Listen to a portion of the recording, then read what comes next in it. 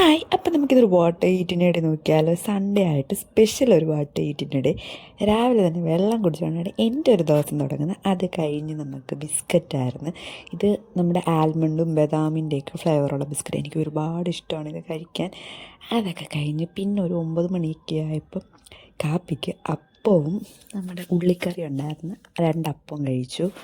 അതൊക്കെ കഴിഞ്ഞ് കുറച്ച് നേരം റെസ്റ്റ് എടുത്ത്, വീട്ടിലാണെങ്കിൽ 24 മണിക്കൂറും ഫുഡായിരിക്കും, ഫുൾ ടൈം ഫുഡായിരിക്കും. വീട്ടിൽ നിൽക്കുമ്പോഴായിരിക്കും കുറച്ച് നമുക്ക് ഫുഡ് കഴിക്കാൻ കുറച്ചും കൂടെ തോന്നുന്നത്.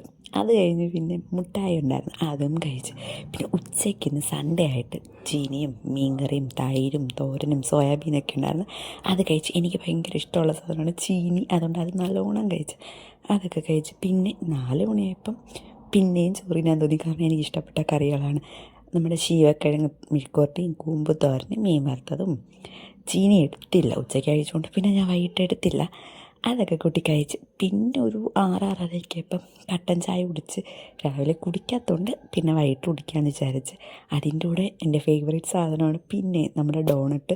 എനിക്ക് ഒരുപാട് ഇഷ്ടം, നല്ല മധുരമല്ലേ, അതുകൊണ്ട് ഭയങ്കര ഇഷ്ടം. എത്ര കഴിച്ചാലും എനിക്ക് മടുക്കത്തില്ല.